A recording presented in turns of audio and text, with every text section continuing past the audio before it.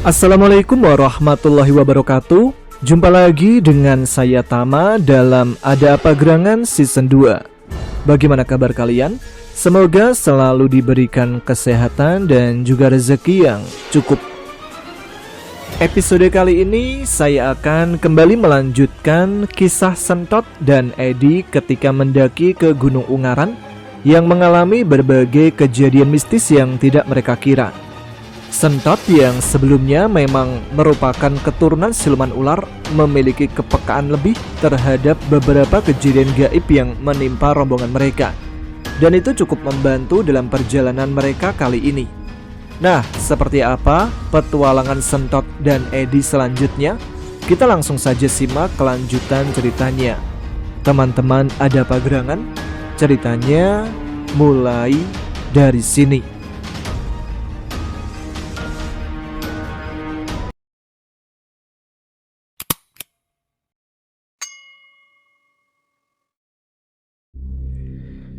Edi yang didekap rasa takut dan kombinasi rasa haru hanya bisa terdiam sambil menambahkan kayu bakar ke dalam kobaran api untuk mencegahnya mati total. Lagi-lagi Ocha menatap ke arah pohon di kegelapan. Dipaksa rasa penasaran, dia pun bertanya saja kepada Ocha. "Ocha, kau lihat apa di sana?" "Pendaki, sama seperti kita," jawabnya sambil merangkul tubuhnya sendiri, menekan rasa dingin. Lalu sambil menatap api, ia lanjutkan ceritanya. "Pendaki itu sudah ada di sini sejak 4 tahun lalu. Badannya memang berhasil turun, tapi jiwanya tertinggal di sini." Edi hanya bisa menelan ludah mendengar cerita Ocha, walau dia tahu itu hanyalah jelmaan jin saja. "Di sini ada yang baik dan ada yang jahat, tapi ada satu hal yang selalu saya dengar kalau berpapasan dengan mereka," katanya sambil memperbaiki posisi duduknya. "Apa itu?" "Pergi," jawabnya dengan suara parau. "Hah? Kenapa?" tanya Edi lebih serius. Namun Ocha hanya menggelengkan kepalanya. Ia lalu memberi kode dengan telunjuk jari menutup bibir, tanda Edi harus diam. Lalu di antara sepinya hutan terdengar suara orang yang mendengkur. Awalnya Edi pikir itu adalah kawan-kawan barunya yang sedang tidur. Namun suara itu semakin besar dan semakin besar. Dan seketika berubah menjadi suara tawa seorang kakek-kakek. Edi dan Ocha langsung bergegas lari ke dalam tenda masing-masing. Singkat ceritanya, ketika Edi akhirnya bisa tertidur, tiba-tiba ada yang menggoyang-goyangkan tubuhnya. Mas Edi, bangun mas." Ternyata Ahmad yang mencoba membangunkan Edi dari tidurnya. Karena dia terbangun setelah mendengar ramai suara orang melewati tenda mereka seperti iring-iringan pawai. Dan ketika Ahmad memberanikan diri keluar dari tenda, tidak didapatinya apa-apa di luar. Suasana masih sunyi. Namun yang membuatnya merasa aneh adalah kondisi langit masih sama, kemerahan seperti senja. Padahal Ahmad merasa sudah tertidur lama. Ahmad kemudian kembali masuk ke tenda dan mencoba membangunkan Edi. Mas Edi, bangun mas." "Oh, ada apa Mat? Apa udah pagi?" "Bangun dulu mas, ada yang aneh dengan tempat ini." Perlahan Edi bangun dan duduk, masih dengan mata yang terpejam. "Aneh gimana sih Mat?" "Oh, waktu seperti berhenti berputar mas." Ahmad pun menceritakan detail apa saja yang dialaminya, termasuk segala kejanggalan yang menurutnya patut menjadi sebuah perhatian. Edi kemudian bangkit dan keluar dari tenda. Dan benar apa yang dikatakan oleh Ahmad. Kondisi langit sama sekali tak berubah, masih sama seperti ketika dia masuk ke dalam tenda. "Aku pernah dengar, beginilah suasana di alam gaib Mas Ed," lirih Ahmad sambil melihat sekitar. Edi pun langsung merinding dibuatnya. "Alam gaib, aku harus bangunkan Sentot." Ketika Edi mau masuk ke dalam tenda, Ahmad langsung berucap, "Sentot tidak ada di dalam mas." "Hah? Kemana dia?" Tak percaya dengan ucapan Ahmad, Edi pun tetap memeriksanya di dalam tenda. Dan benar, Sentot tidak ada di tempatnya. Sejak aku bangun tadi, Sentot udah gak ada di dalam, Mas. Muka Edi langsung pucat, mengkhawatirkan sahabat kecilnya itu. Kemana lagi, Sentot? Gak capek apa bikin khawatir orang? Mat, aku ingat sesuatu. Apa itu, Mas? Ketika aku turun dari sini untuk mengajak kalian naik, aku dan Sentot mendengar suara gong dipukul 1 kali. Dan Sentot bilang kalau itu merupakan tanda bahwa akan ada acara hajatan ataupun petunjukan di alam gaib. Dan tadi kamu bilang mendengar suara iring-iringan orang melewati tenda kita. Jangan-jangan itu semua ada hubungannya? Sejenak Ahmad mencerna ucapan Edi dan berpikir, sepertinya iya, Mas. Saya belum pernah mengalami hal seperti ini selama hidup. Aku harus cari Sentot. Aku akan temani, Mas. Gak perlu, Mat. Kamu mempunyai tanggung jawab sendiri atas rombonganmu. Kamu tetap di sini. Setelah nanti yang lain bangun, kalian segera kemasi barang dan turun dari sini. Lalu bagaimana dengan Mas Edi sendiri? Aku akan terus naik untuk mencari Sentot, karena dia adalah tanggung jawabku. Kita punya tanggung jawab masing-masing, Mat. Ahmad mencoba memahami posisinya dan akhirnya membenarkan apa yang dikatakan oleh Edi. Walaupun terkesan egois dengan tidak membantu Edi, tapi Ahmad sendiri saat ini bertanggung jawab penuh atas rombongannya, terutama para wanita. Dia harus memastikan keselamatan Ocha, Winda, dan Indah. Edi segera mengemasi perlengkapannya dan meletakkan tas keril di punggungnya.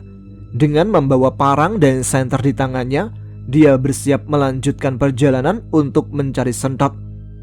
Mat, pesanku, kalau kamu ketemu Sentot ketika turun nanti, tolong ajak dia turun bersama kalian ya. Anterin dia pulang. Alamatku ada di catatan base camp. Iya, Mas, hati-hati. Edi lalu mulai melangkahkan kaki menaiki jalur yang terjal. Di sela-sela nafasnya dia memanggil Sentot berulang-ulang. Namun sama sekali tidak ada tanda-tanda keberadaannya. Medan yang dilewatinya memang terus menanjak, seperti bukit dengan jalan setapak yang bila ditelusuri sepertinya akan menuju ke suatu tempat. Edi tiba-tiba teringat cerita dari kakeknya. Kalau di hutan sama sekali tidak ada suara hewan, biasanya ada hantu di sekitar. Dan itulah yang dialami Edi saat ini. Ada yang membuat Edi sedari tadi tidak tenang. Berjalan sendirian meninggalkan Ahmad dan yang lain. Seharusnya tidak ada lagi siapapun di belakangnya. Namun dia merasa ada yang terus mengikuti langkahnya. Bulu kuduknya berdiri dari tadi. Bukan kali pertama memang Edi merasakan ini. Selama dia mendaki gunung dan masuk ke hutan-hutan seperti ini, hal seperti ini sudah menjadi makanan sehari-hari. Namun perasaan kali ini berbeda. Seolah-olah yang ini jauh lebih mengintimidasi, seolah lebih mengancam keselamatannya. Jalur yang semakin lama semakin merapat membuat Edi harus membuka jalan dengan parang di tangannya. Sampai ia akhirnya mendengar suara lain. Edi pun berhenti. Disusul suara langkah di belakangnya pun ikut tak terdengar lagi. Edi diam, mencoba memfokuskan pendengarannya karena baru saja dia mendengar suara anak ayam. Edi kemudian memperhatikan sekitar untuk sepersekian detik, kemudian melangkah cepat-cepat. Ada hal-hal yang tidak sepatutnya didengarkan ketika berada di hutan belantara. Salah satunya adalah suara ayam. Mendengar suara anak ayam seperti sebuah pertanda sial bagi siapapun yang mendengarnya. Kuntilanak, batin Edi. Dia tak berani mengucapkan kata satu itu. Dia pendam sendiri ketakutannya dan fokus melanjutkan perjalanan mencari Sentot. Karena Edi yakin ada yang membawa Sentot sehingga hilang begitu saja. Dan semua petunjuk diyakininya ada di atas sana.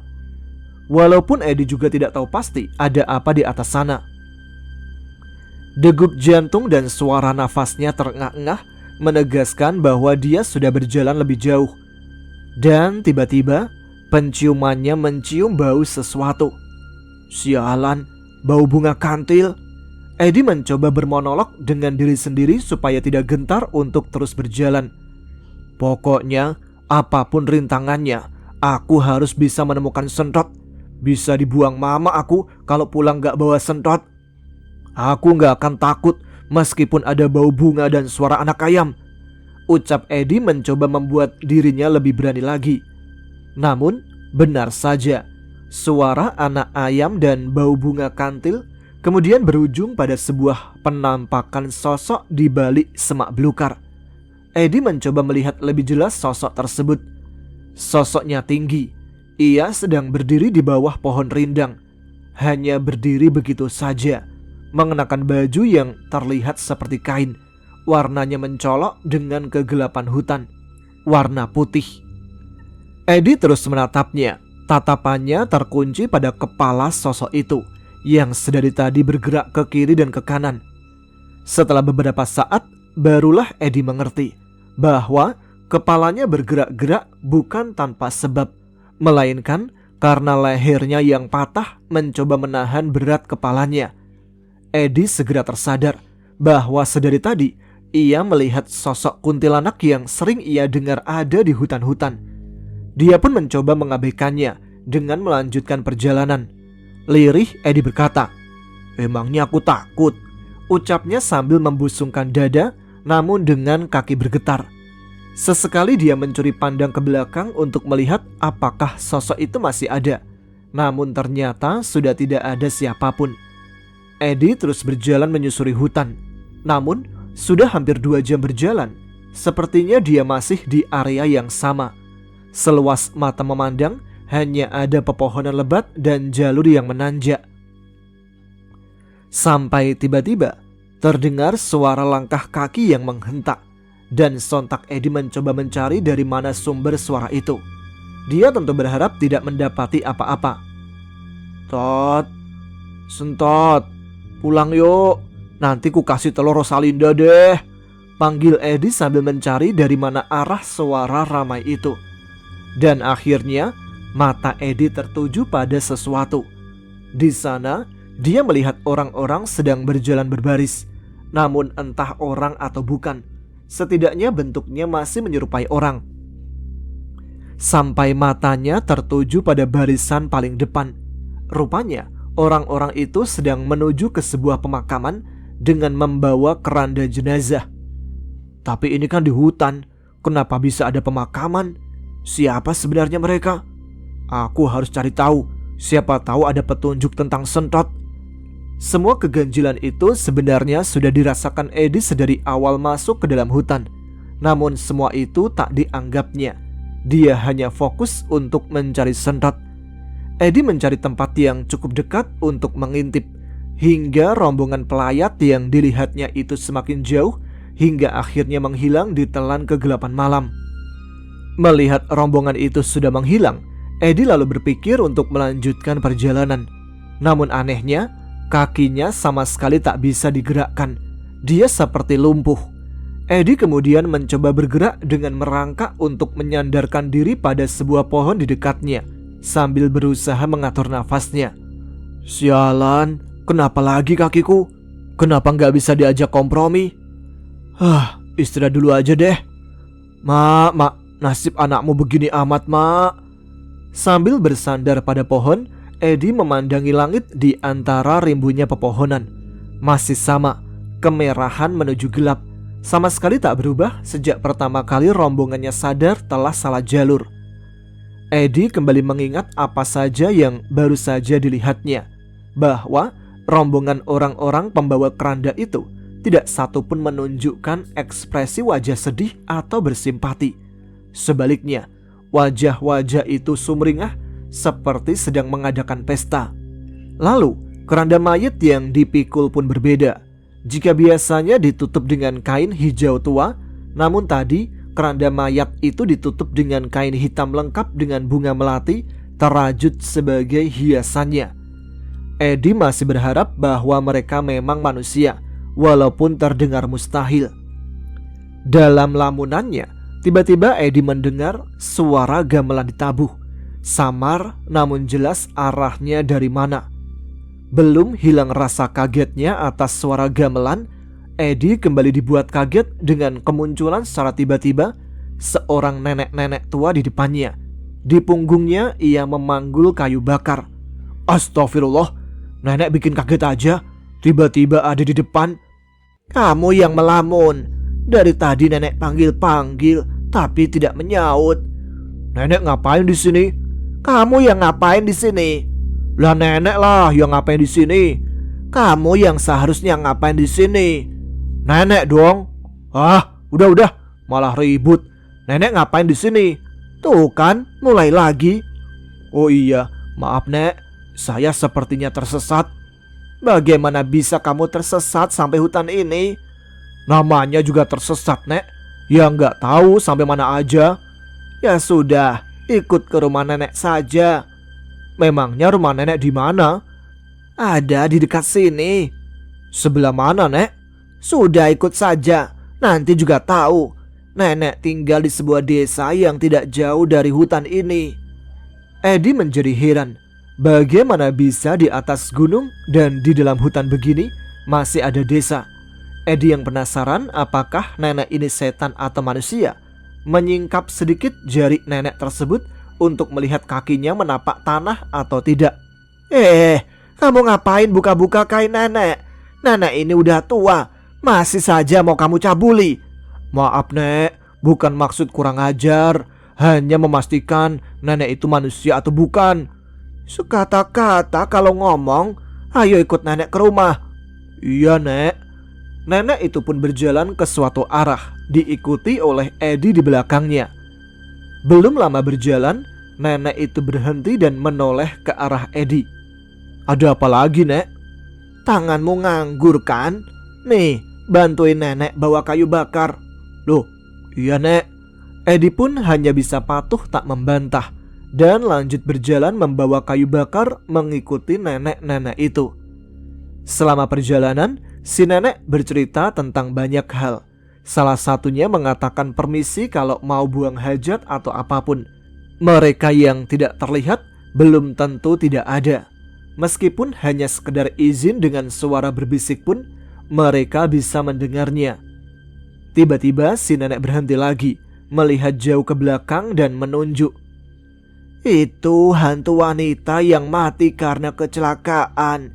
Lehernya patah. Dan dari tadi dia ngikutin kamu. Seketika Edi terkejut. Ngikutin saya, Nek? Emang apa salah saya? Mungkin cuma mau kenalan. Maklum, ada jejaka ganteng lewat. Mendengar pujian dari nenek itu, Edi langsung bahagia ingin terbang seketika. Lalu, wangi apa yang kamu cium? Bunga kantil, Nek. Tidak apa-apa kalau wangi bunga kantil. Kalau bau bangkai, nah itu baru berbahaya. Syukurlah Nek. Lalu sampai kapan dia ngikutin saya Nek? Nanti juga dia pergi sendiri. Kalau dia sudah sadar kamu gak seganteng itu. Baru juga dipuji, udah dijatuhin lagi. Mereka berdua pun lanjut berjalan. Dan benar rupanya, di depan sana terlihat sebuah desa. Namun desanya itu tidak terlalu besar. Rumah-rumahnya terbuat dari anyaman bambu. Pokoknya sangat jauh berbeda dengan kondisi rumah zaman sekarang yang dibangun dengan bata dan semen. Tepat di sudut rumah paling ujung yang gentingnya terbuat dari ranting dengan ditutup daun kelapa kering, nenek itu berhenti dan mempersilahkan Edi masuk. Udah sampai, ayo masuk dulu. Makasih Nek, tapi ngomong-ngomong, nama nenek siapa ya? Ngapain pakai nanya nama kamu? Modus ya? Awal-awal nanya nama, lalu minta nomor HP. Nek, ingat umur Nek. Nenek itu hanya tersenyum dan menyuruh Edi masuk dan meletakkan kayu bakarnya di halaman rumah. Nenek itu kemudian masuk ke ruangan yang ada di dalam. Sementara Edi duduk di teras rumah. Di sana ada sebuah bangku besar untuk merebahkan badan. Sambil menyandarkan punggungnya, Edi melihat ke sana kemari. Tatapannya menyapu dari rumah ujung ke ujung yang satunya. Ketika dihitungnya, hanya ada 15 rumah di sana. Desa ini sunyi dan sepi, cukup membuat ngeri Edi yang melihatnya. Tidak lama kemudian, nenek tadi keluar dengan membawa kendi di tangannya. "Le, minum ini dulu. Nanti pas minum menghadap ke selatan yo, biar penyakitnya pergi ke selatan yo, Le." "Tapi Nek, selatan itu sebelah mana?" "Selatan ya kebalikannya utara."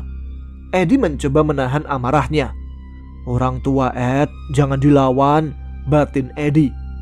"Maaf Nek, ke sana, atau ke sana?" ucap Edi sambil menunjuk arah. "Ke sana," ucap nenek itu tanpa menunjuk, membuat Edi semakin bingung. Akhirnya Edi pun bodoh amat mau minum menghadap kemanapun juga. "Ayo masuk rumah, penyakitnya udah disingkirkan." Edi kemudian mengikuti nenek itu masuk ke dalam rumah. Di dalam rumah persis seperti rumah zaman dulu atau rumah pedalaman. Tidak ada peralatan listrik, bahkan semua perkakas yang model lama semua. Sedang asik memperhatikan isi di dalam rumah, Edi dikagetkan karena mendengar suara gamelan lagi, dan kali ini terdengar lebih dekat. Tiba-tiba pintu yang ada di belakangnya digedor dengan keras. Si nenek lalu menuju ke pintu dan membukanya. Ternyata di depan pintu ada seorang pria berpakaian seperti pendaki dan membawa tas keril di punggungnya. Namun yang membuat aneh, wajahnya pucat dan ekspresinya tidak menyenangkan. Semakin dipandang membuat hati Edi gelisah sendiri. Si nenek tampak mengobrol dengan pria tersebut. Edi mencoba mencuri dengar isi obrolan mereka. Namun yang bisa Edi dengar hanya beberapa kata yang terputus. Mati, pergi, dan makan. Edi sama sekali tidak menangkap inti pembicaraan mereka. Setelah itu pintu ditutup. Lalu si nenek masuk ke dalam bilik kamar, kemudian keluar rumah. Edi yang penasaran lalu bertanya, "Mau kemana, Nek?" "Ada urusan.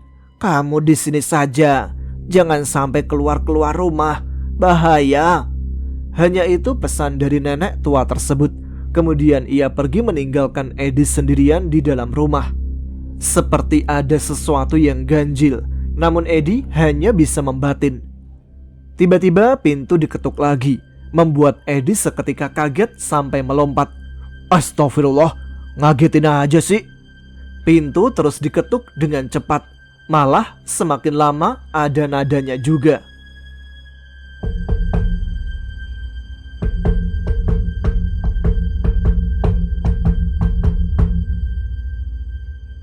Iya, siapa sih ini? Malah mainan pintu." Edi kemudian membuka pintu tersebut dan orang yang ada di hadapannya sekarang sama sekali tidak ia duga. "Loh, kamu?" "Halo Pak Lurah, anteng banget di dalam. Katanya mau cari si anak lawu." "Oh iya, sampai lupa aku." Ternyata itu adalah pemuda yang memberitahunya kemarin tentang jalan menuju ke tempat Sentot. "Apa kamu tahu di mana Sentot?" "Cari aja sendiri. Kirain datang ke sini mau bantuin." "Kebetulan lewat," ucap pemuda itu yang membuat Edi heran. Bukannya dia kemarin sudah turun dengan pria parubaya? Kenapa sekarang tiba-tiba ada di sini? Nih anak cengengesan banget, batin Edi memperhatikan pemuda yang mungkin umurnya baru belasan tahun itu. Lebih baik cengengesan toh daripada besengut terus. Loh, kok dia tahu apa yang kubatin? Batin Edi kembali merasa heran. Makanya ditata pikirannya Pak Lurah. Manusia aja bisa baca batinmu. Lalu bagaimana kau bisa menyembunyikan hatimu kepada Allah? Iya juga ya. Lagian ngapain kamu manggil-manggil aku Pak Lurah terus?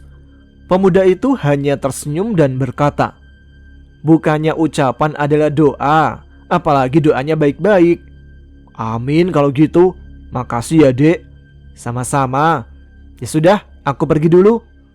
Tunggu dulu. Menurutmu aku harus kemana mencari Sentot?" "Usaha dulu aja Pak Lurah, nanti juga ketemu. Dan kebetulan bukan takdirku untuk membantumu. Takdirku kebetulan bersinggungan sedikit denganmu. Ya sudah, aku masih ada urusan lain. Jaga dirimu, kalau enggak nanti dirimu yang dijaga. Kemudian pemuda itu langsung pergi begitu saja keluar dari desa. Ada-ada aja model orang. Takdir ini, takdir itu, jaga diri, dijaga. Kalau niat menolong kan tinggal tunjukin aja. Edi menggerutu sendiri di depan pintu. Dia kemudian memakai kembali tas kerilnya untuk mencari sentot. Sayup-sayup, telinga Edi masih dapat mendengar suara gamelan mengalun. Suaranya dari arah ujung lain dari desa ini. Dia mencoba mengabaikannya lebih dulu dan fokus untuk mencari keberadaan sentot. Dia berjalan perlahan, menyusuri jalan desa, berharap ada sentot di sana.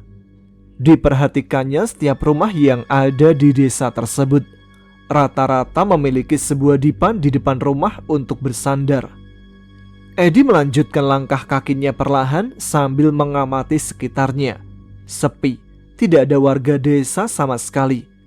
Dia memicingkan matanya ketika di kejauhan dia seperti melihat seseorang sedang duduk bersandar di depan sebuah rumah. Edi pun bergegas mendekat. Dan setelah dekat, ternyata orang itu berpenampilan layaknya pendaki. Terlihat juga tas kerilnya diletakkan di depan rumah. Namun yang membuat aneh, sosok pendaki itu berwajah pucat, sedang duduk dengan pandangan mata yang kosong. Edi pun lebih mendekat lagi ke arah pendaki tersebut untuk menanyakan beberapa hal kepadanya. Assalamualaikum, Mas, Bang, Om, permisi. Namun tidak ada jawaban dari pendaki itu. Sosoknya masih terdiam dengan pandangan mata kosong. Nih orang budek apa ya? Sosok pria itu hanya menatap kosong tak berkedip. Dan setelah Edi mengamati lebih lanjut, pria itu menatap ke arah di mana suara gamelan itu berasal. Edi kemudian mendekatinya, dan ketika hendak menggapai pundak sosok pendaki itu, tiba-tiba sosoknya menoleh dan tersenyum menyeringai tanpa mengedipkan matanya. Sontak Edi merasa ngeri. Dia pun segera menjauhi pendaki itu dan berjalan cepat meninggalkan rumah tersebut. Gila, itu orang kenapa ya? Kayak bukan orang. Jangan-jangan seperti yang dibilang oleh Ocha, bahwa itu adalah salah satu jiwa pendaki yang tertinggal di sini. Tiba-tiba, dari arah ujung perkampungan terdengar suara ramai warga. Edi perlahan dan mengendap-endap menuju ke arah sumber suara. Dari balik rumah-rumah warga, Edi menyaksikan para warga sedang membawa obor. Mereka semua sedang berada di sebuah tempat yang mungkin bisa disebut balai desanya desa tersebut. Di tiap-tiap sisi bangunannya ada tiang-tiang penyangga berbentuk kotak. Atapnya terbuat dari daun kelapa seperti atap-atap di rumah-rumah yang lainnya. Mereka semua sedang berkumpul. Namun Edi menangkap sesuatu yang lain.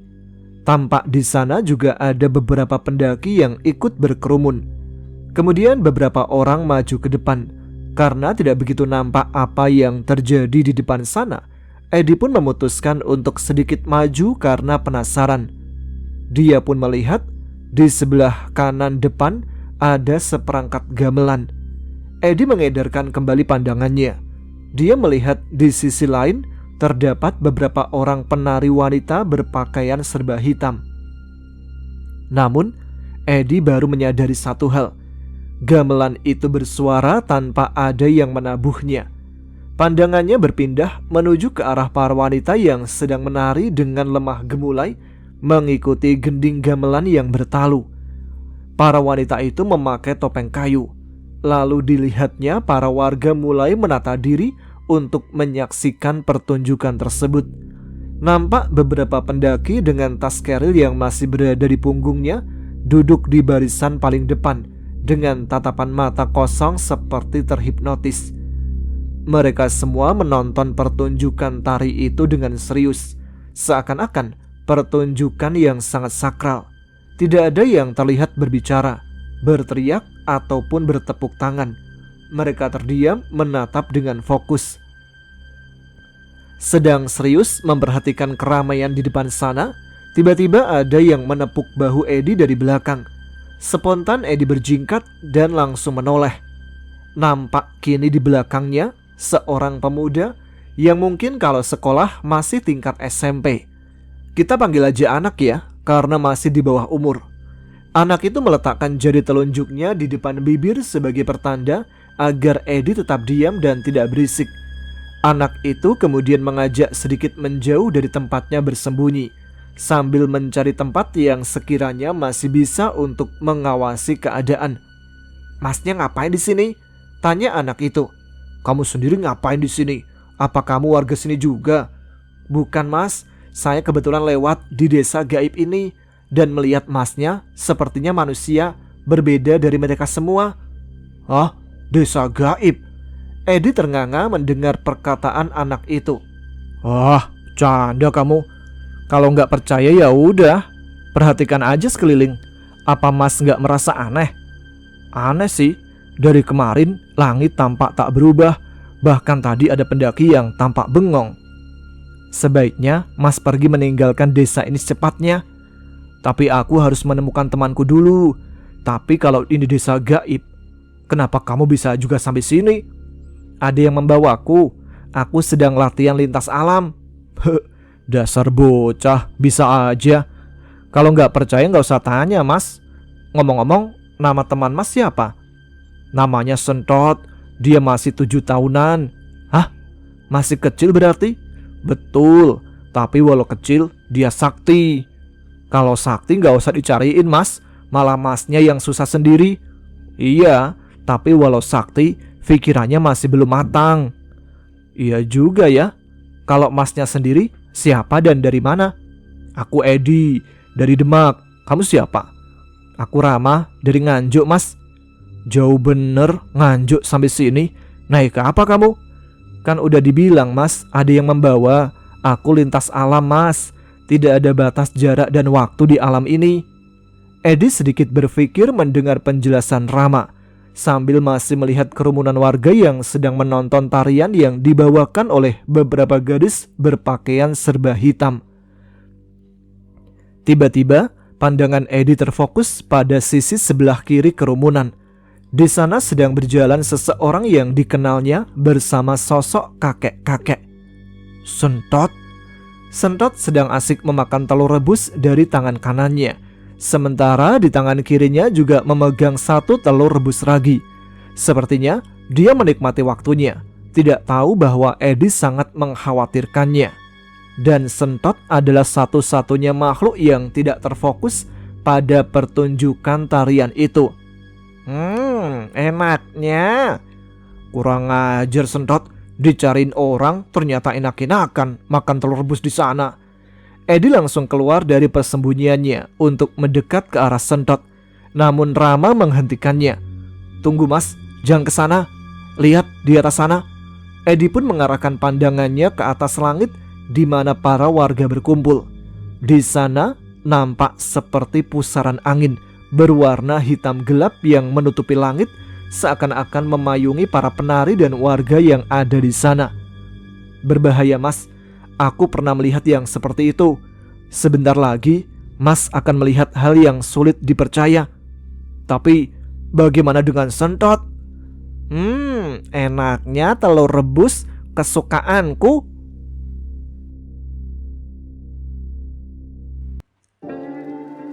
Oke, sampai di sini dulu cerita perjalanan dari Edi dan Sentot ketika mendaki ke Gunung Ungaran. Kita sambung pada episode selanjutnya ya. Terima kasih untuk teman-teman sekalian yang telah menyimak episode kali ini. Terima kasih kalian telah selalu memberikan semangat dan selalu mengklik tombol like serta share-nya. Terima kasih juga yang sudah subscribe channel ini. Jangan lupa juga tuliskan komen ya, tunjukkan eksistensi kalian. Kita jumpa lagi di episode selanjutnya. Untuk Sentot, mungkin ceritanya akan tayang lebih sore ya. Sementara ketika malam hari nanti akan ada episode Nina Bobo untuk menemani malam hari kalian. Baiklah, saya Tama harus pamit. Tetap semangat, jaga selalu kesehatan. Wassalamualaikum warahmatullahi wabarakatuh.